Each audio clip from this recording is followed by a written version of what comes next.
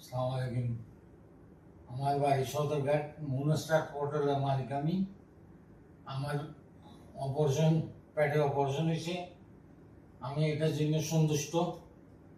তাই আমার ওয়াইফকে আমি নিয়ে আসছি এখানে।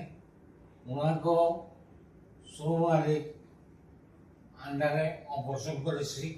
আমার থেকে ভালো লাগছে এবং প্রত্যেক স্টাফ খুবই ভালো। মনে হয় আমার থেকে ইন্ডিয়ার থেকে অনেক ভালো। আপনারা আসতে পারেন এবং খুবই ভালো ডাক্তার। ওনার কথাবার্তা আমি সন্তুষ্ট হয়েছিল। আমরা রোগ অর্ধেক ভালো হয়ে যাবে।